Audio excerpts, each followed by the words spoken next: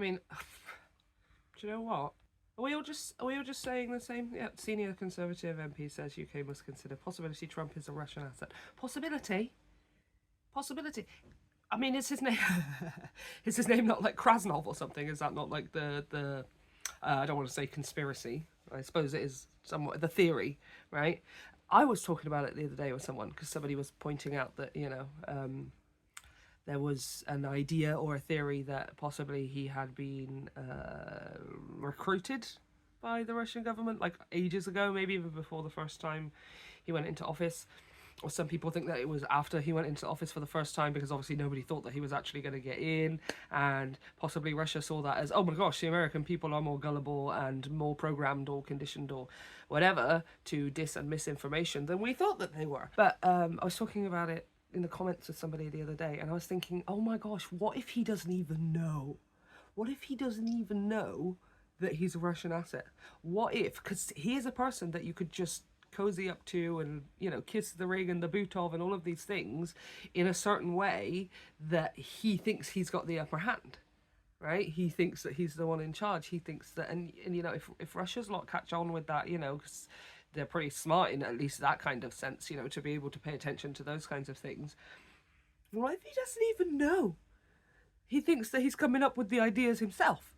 He thinks that it's all off his own back, and because he does think he's the greatest in the land and won't even put his hand on the Bible because he literally thinks that he's above God, which he doesn't believe in, but whatever. What if he doesn't even know he is a Russian asset? Okay.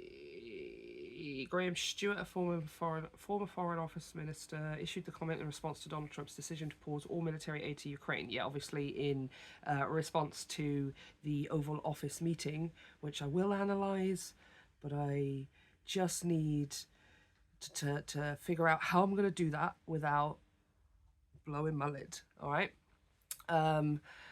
But in all honesty, there is a part of me that thinks that, because that was obviously a setup, like they knew that that's what they were going to do while they were there. Whether or not they were asked to do that, like specifically, or whether or not it was just a show of good faith to Russia, then we can't really tell necessarily. We need more information, but we can definitely tell that it was staged, because like previously before that, staged in the sense that they knew they were going to go there to accost him, to berate him, because he met with Macron. And Trump said the thing, Macron touched him and was like, no, actually, this is not how it is like this instead, right? Then he met with Keir Starmer, us guys, and tried to say whatever it was he was saying. Keir Starmer, we don't touch in England, okay? We're not touchy-feely like the French are and stuff. So, but he put the hand of interruption went out, yeah, and he was like, actually, no, that is not actually what we're doing. We are actually, considerable amount was actually just given and gifted, la la la, yeah? And then Zelensky comes along. Why is JD Vance there? Where were you with the Prime Minister and stuff? I think you were, weren't you? But you was just sitting there and you're just keeping yourself to yourself. Yes, because they were talking about the freedom of speech thing. And so yeah, he was in the Oval Office, and I'm assuming he was then in the Oval Office with Macron as well. I mean, my point is that even if whether or not he was there, he was not at all in any way as involved as with the president of Ukraine. Everybody, where did that come from, Mr. JD Vance? When did that fire suddenly light underneath your butt? So quite apart from the fact that it's set up and stuff, I think possibly it might have been an excuse for this cancelling foreign aid to Ukraine. I don't think that the intention was for Donald Trump to end up going off the way that he went off, and this is the part that most of the people around him, that if they are trying to manipulate him, if he is an asset, if Russia is trying to coerce or tell him what to do in any way or whatever, the part that they just do not take into consideration is that man's unpredictability.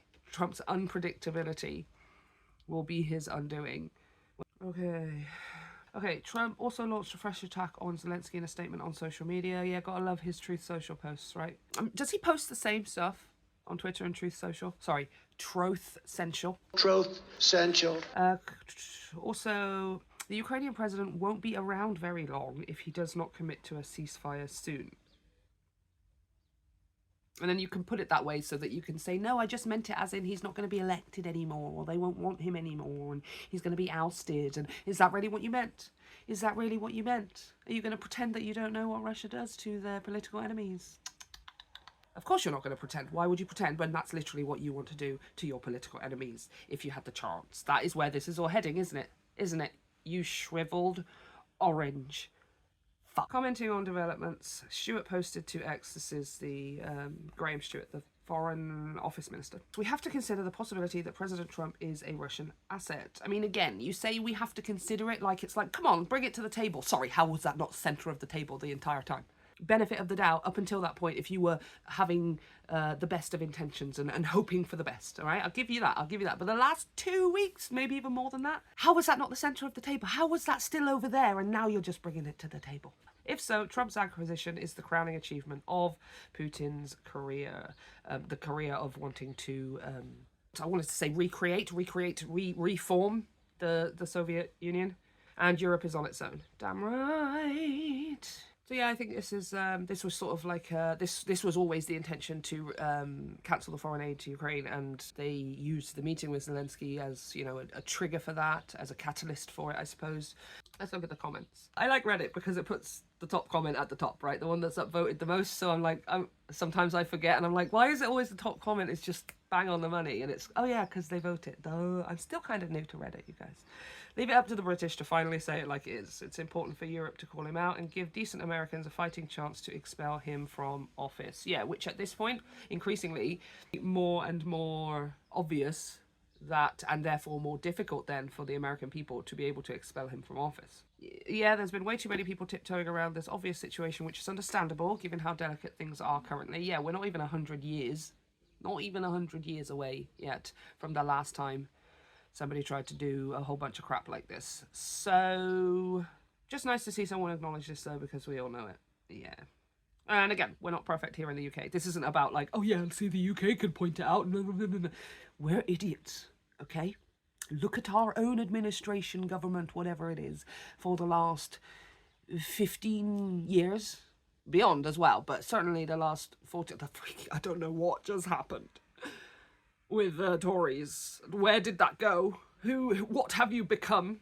It's just, yes, at least somebody is calling it out, you know, and I suppose with how delicate the situation is in America right now, it is a little bit perhaps easier for somebody outside of the country to just call it, you know. This one's a really interesting point. More than one former KGB agent has said it, but nobody's been able to provide unequivocal proof, which of course that's going to be ridiculously hard when you're dealing with Russia, because they're really good at intel and secrets and all of those kinds of things. How do you think they've turned America into literally this, or helped turn America into this?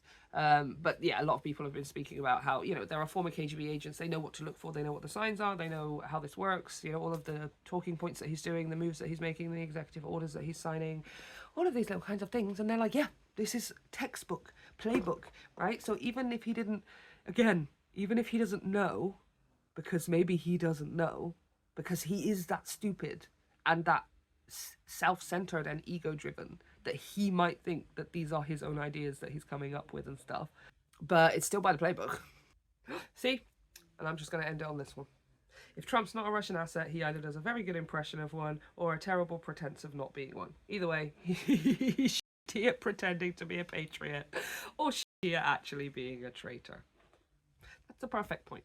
You're either really crap at pretending to be an American patriot, pretending to patriotically care about your country, or you're just really bad at being a traitor because you're just making it so obvious and you're not even trying to hide it. And he is either that stupid or that self-centered, isn't he?